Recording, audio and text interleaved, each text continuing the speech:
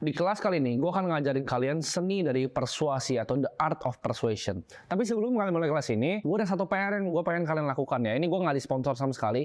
Tapi gue pengen kalian untuk baca buku ini dulu ya. Sebelum ikut course ini, kalian bisa cari ya e-booknya dimanapun. Atau beli bukunya, terserah kalian. Kalian baca sampai habis. Kali ini menurut gue satu buku yang paling mengubah hidup gue. Ini bahkan bukunya yang kalian lihat ini bukunya baru nih, masih di cover. Buku gue ini hilang kemarin dan gue baru beli lagi. Dan ini gue mau baca terus. Gue baca ini mungkin udah 30 sampai 40 kali. Dan gue selalu dapetin hal baru. Jadi gue saranin dari kalian untuk semuanya baca buku ini. Oke, kita akan bahas persuasi ya secara garis besar. Seni dari persuasi adalah gini. Manusia dalam membeli suatu, misalnya gue beli buku ini atau kalian bahkan beli buku ini. Kalian itu dalam membeli suatu hal ya, bahkan beli buku ini atau beli gelas, beli hal yang lain, itu bergerak berdasarkan emosional ya, bukan logika. Sama dengan gue tadi suruh kalian beli buku ini. Kalian itu bergerak berdasarkan emosional. Oh, karena gue mau mengubah hidup gue percaya dengan Timothy, gue mau beli buku ini. Itu emosional. Tapi nggak, sebenarnya itu beneran ya. Gue beneran suruh kalian beli. Tapi gue akan kasih contoh di kalian. Jadi ini kayak inception gitu ya. Tapi maksudnya kenapa kalian bahkan mau beli? Kalian consider bahkan udah ada yang pause untuk cari gitu bukunya. Ini by Dale Carnegie by the way. Ini juga direkomendasikan sama Warren Buffett. Karena itu, karena kalian mau beli ini berdasarkan emosi, bukan logika kalian.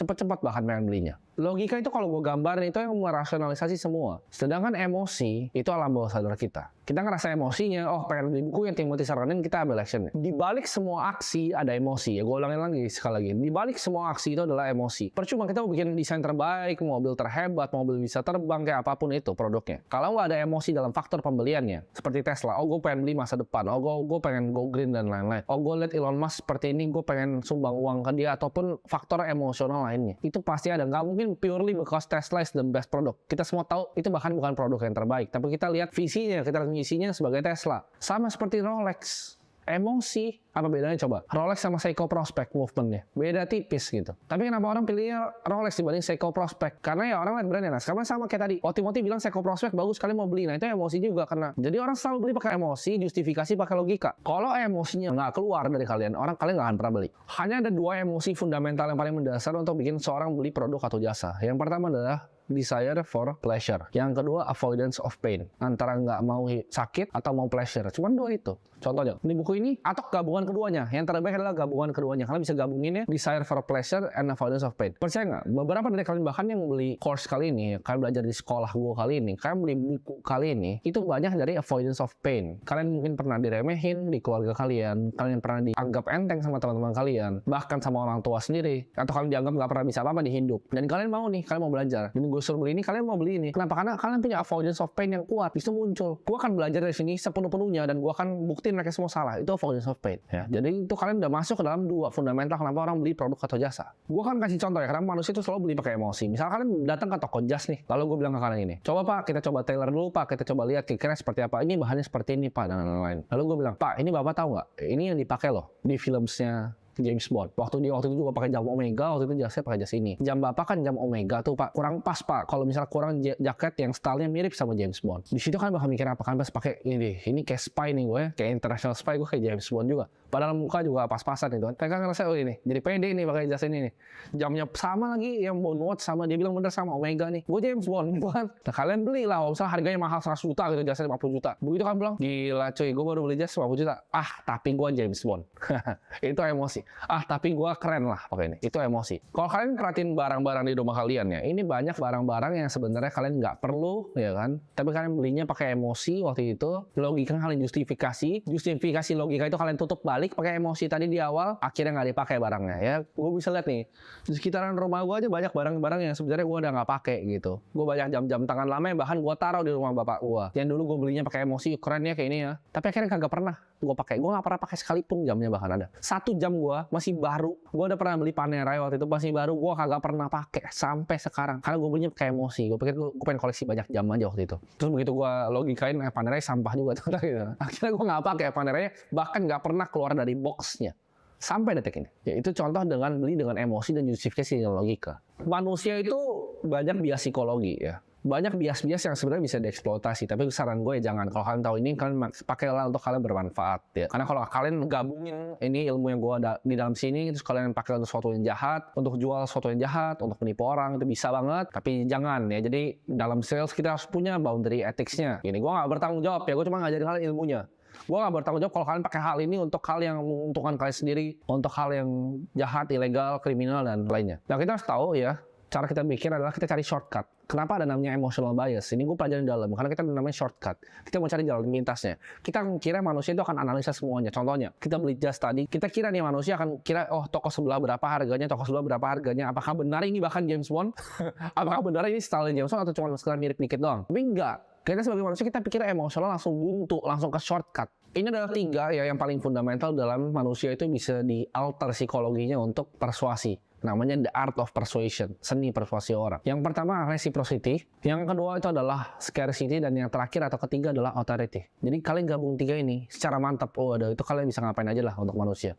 Ini bahkan influence ini bisa di luar untuk membeli barang. Ini bisa influence untuk hal-hal yang kalian pengen mereka lakukan ke kalian. Oke, kita bahas dari yang pertama, reciprocity. Kalian mungkin mikir ini kata-kata apa, ini bahasa alien apa gitu. Simpelnya itu adalah rasa nggak enaknya seorang manusia. Contohnya gini, kita makan sama teman, terus kita tidak dibayarin tanpa dia bilang apapun, dia bayarin aja. Kita punya rasa nggak enak, kecuali orang-orang benar-benar nggak tahu diri ya. Tapi kita punya rasa nggak enak. Next time mungkin kita akan bayarin dia hal yang sama. Contohnya, misalnya kita beli rokok nih di Alfamart, teman kita kayak, udah gue beliin dah rokok lu. Terus habis itu kita mau ngopi, harganya hampir sama ya. Kita biasa bayarin kopi dia. Manusia itu di-wire untuk seperti itu. Ada research nih ya, waiter dan customer. Gimana caranya waiter bisa ningkatin tip kalian? Mungkin kalian waiter bisa dengerin nih ya. Kalau di Amerika kan tuh budayanya adalah untuk ngetip. Kalau di Indo nggak terlalu ya. Tapi kadang beberapa restoran mahal di Indo masih budayanya ngetip. Tesnya adalah gini. Dia cuma kasih hadiah ke orang. Hadiahnya itu berupa permen mint. Simple kan permen mint. Kalian mungkin lihat ini dipraktekin kayak di Sushi Tei, di tempat lain. Dia kasih 1 mintnya.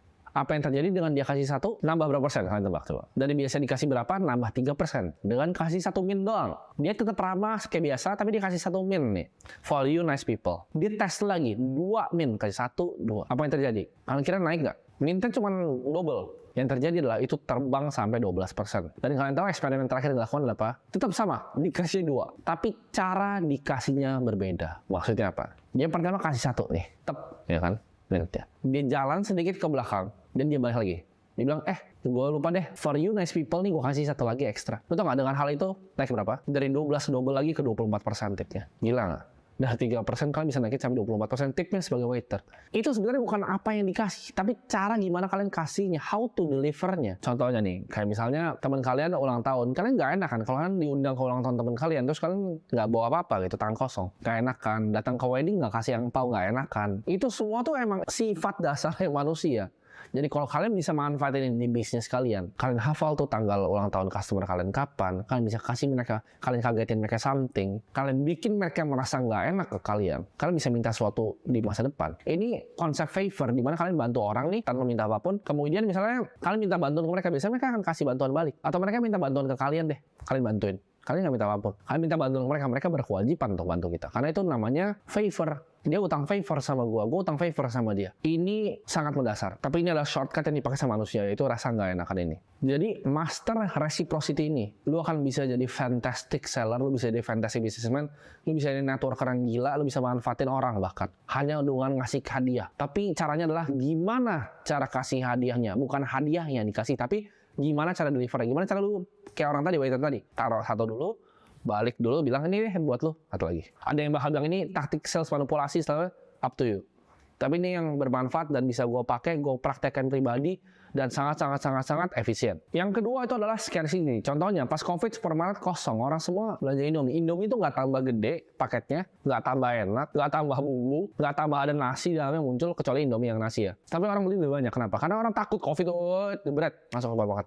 Scarcity, it's very powerful. Dulu ada airline itu dari London, dia mau terbang ke satu tempat, gue lupa nama tempatnya. Sering banget memang bolak-balik. Suatu saat dia bilang kita akan tiadakan ini tahun depan.